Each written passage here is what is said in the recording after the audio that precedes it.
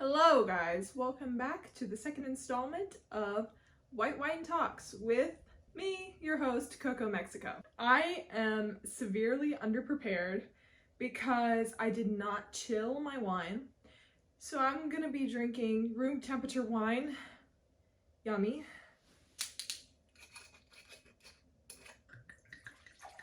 So this week's topic, I thought really long and hard about what I wanted to talk about, and I decided I wanted to talk about change.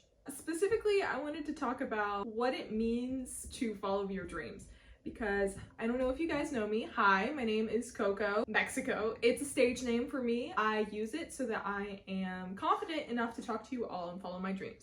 What is my dream? My dream is to become a full-time artist. Now, that comes with its own trials and tribulations. Not only is it really difficult to be a full-time artist because there's so many amazingly talented people out there who already do art and are much better at it than I will ever be, but it doesn't have the best perception in American society. So what do I mean by that? I think when you tell people you're going to be an artist as your job, they don't take you seriously. They think that you are delusional, which I am. I am delusional. They're not wrong about me being delusional, but I do think it discourages a lot of people from following their dreams because not everybody is suited to be in STEM. Ultimately, everywhere you look, there's art. I don't know if you've noticed, but on any package that you pick up, there was somebody who did graphic design on that. There are arts on buildings to make neighborhoods more beautiful. And there's art in movies and TV, on music covers, there's art everywhere. And so I find it fascinating that people don't see the value in art and only start to take you seriously when a crowd has already formed around what you do for a living. It's this really weird concept. There's this weird juxtaposition between becoming someone and starting out, right? Because at least in my personal experience, I have never met somebody who thinks it's realistic to be an artist, and that is partially why I decided to do a different career in STEM before I decided to quit my job and do this for a living. But I thought I would give it a shot because I just realized everybody starts somewhere. It's such a simple idea. For some reason, I didn't fully wrap my head around that idea.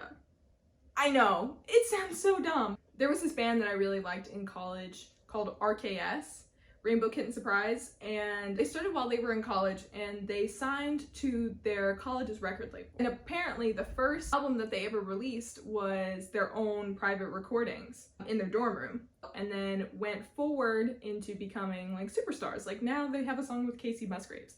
I don't know how I thought that they made the music. That got me thinking about what that means and why I shouldn't be so down on myself for starting out. Everybody starts out somewhere, like I said earlier, and it doesn't necessarily mean that you're gonna find success immediately. I think it's very unrealistic to assume, and honestly very self-centered to assume, narcissistic to assume, that you would get somewhere immediately within the first week, you know, working on a creative project like what I'm doing now with Coco. It doesn't stop me from feeling very ashamed of quitting my job because I understand the privilege that I had when I had my job in the first place, and especially how bad the job market is right now. But I also think that there's never a right time to do anything. You know, there will always be a reason to not do something. There will always be a reason to not follow your dreams. And I know my biggest fear in life is regretting the decisions I made during this life, right? So that was ultimately what made the decision for me. And I would love for there to be reassurance in my environment that I'm making the right decision, but I know every single day I'm gonna have to choose for me that this is the path that I wanna take and this is the thing I wanna do. And I want to say this so that somebody in the world, even if it's just one person, hears this and goes, yeah, like this is the one thing I needed to hear to be able to follow my dreams, because every dream is unrealistic if you don't put any work into it. I mean, I guess even a Nepo baby would have to take the privilege that they have and do something with it. Obviously, I want to preface with it's not fair for like everybody else down on planet Earth that can't just call up their mommy and daddy, get connections into whatever field they want to go into. But I do think there is something to, if you know that that's your passion, don't let anybody else tell you that your idea is stupid. Because you're never going to get anywhere. In middle school, I think, they had this poster up that said, you miss 100% of the shots that you don't take, which is really cheesy, but like true. And this is a shot I'm taking, which is obviously very delusional, but I'm glad that I'm taking the shot because I know when I'm old and frail, I will be like, yay, I took the shot. Like, I know what it's like to be a full-time artist. And I did it, and I can talk about it. So now, it's gonna work.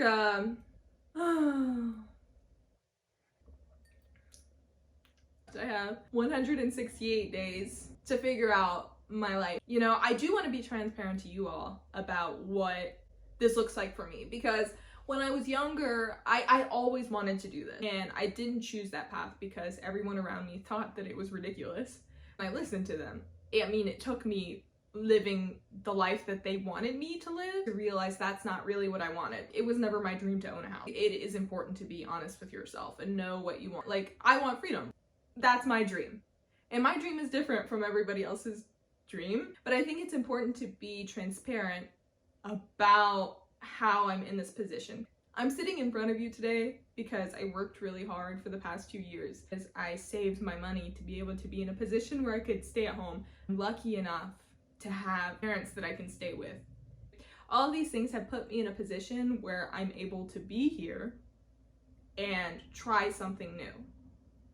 And I really wish when I was younger, somebody had said that. Somebody had said, it is okay to live with your parents, to not want to have a corporate job, to want to goof.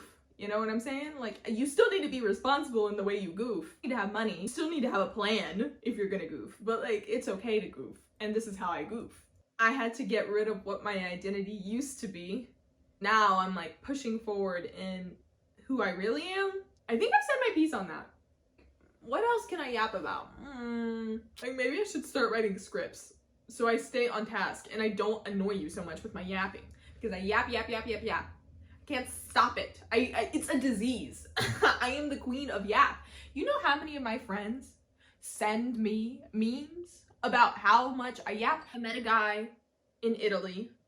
He was British. And we literally only met for one night at the hostel. And he sent me a meme about being the queen of yap. Mind you, that's a really big insult over there. So I'm offended. Like, but he's not wrong though. Like, I don't understand. Oh man. Oh my gosh, am I Addison Rae? Is that her name? Ooh.